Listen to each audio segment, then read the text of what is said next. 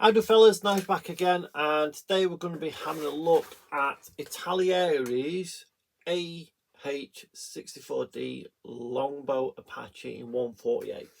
Okay, it's got quite a few different marking options in it. It says on the front, fully upgraded molds, and it's licensed by Boeing. Okay, so there's some really nice markings, a Japanese one there, just to show you. Okay, so what we'll do, we'll crack it open and we'll get up to the overhead and we'll get cracking. So as always, we'll start with the instruction manual. Normal Italeri one, okay, a fold out version. We've got a little bit of a write-up about it in various different languages. Okay, we then move on to the inside and we've got a sprue map, and then we have got a colour or suggested colours. So we've got them in the FS and we've got them in the Italeri paint range. Fold it all out, okay, and we start at section 1. Okay, so we've got the cockpit. There's no, what looks like no detail whatsoever in the cockpit. It's all done with decals, apart from the instrument panel, and for some reason it's telling you to cut parts off the actual panel there for the decals. Okay, I don't know why that is. Don't know too much about this helicopter. We then move on to adding the seats into the cockpit before we move on to section 2, where we've got the rotor going in. Okay, so the main motor, and then closing both fuselages up. Move on to section 3, adding the engine intakes onto there before we move to putting the belly on and the legs for the fuselage, for the wheels, sorry. Then the two nacelles that go on the side of the fuselage, adding those to the actual aircraft itself, and the little winglets going on with the pylons. Before we move on to the tail rotor and the tail control surfaces. Section 8 deals with the nose gun and some of the other weapons going on there. Before we move on to the cockpit and the main nose gun going on there. Then we've got the main rotor and the radar going on the top with the blades going on. We've got different aerials and parts going on, like it says there, only part D, only version D onto the tail. Version A adding parts, version A again, B and C.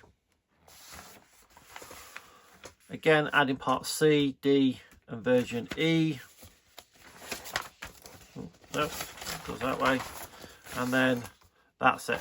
So that's the instructions. Moving on to the colour callouts.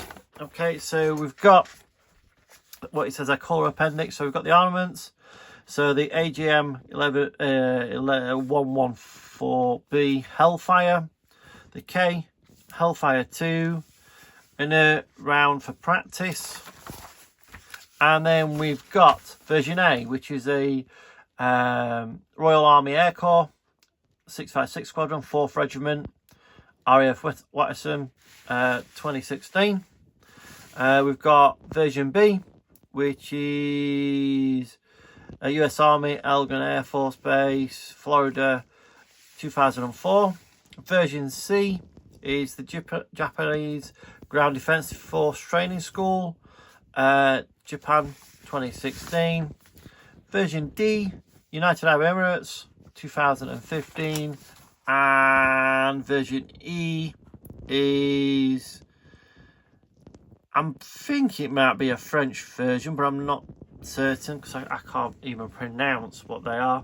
So, but it's in Paris, France, 2005. So that's the instructions. Let's get on to the kit itself. So we'll start it off with this sprue, and we've got our like nacelles just here. Okay, there's some nice raised and recessed detail. We've got some parts of the weapons again. It's really nicely done.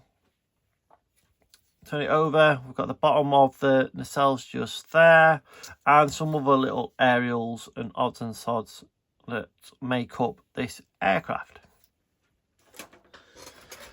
We have our main rotor blades just here. Okay, we've got the tail surface, and again, it's all nicely raised. Rivet detail. We recess panel lines. We have our 2 seats, a massive radar on the top, and then we've got wheels, the rotor head, which is in 2 parts just there. Okay, some of the weapons on here, and it's all nicely done. Okay, I don't know how old this kit is, but it looks nicely done. We then got the main fuselage, half the cockpit, parts of the engine, and again, nicely raised detail and nicely recessed detail. Though, with putting raised detail back on where a seamline is going to be a bit of a problem, so it might be that you want to do it recessed.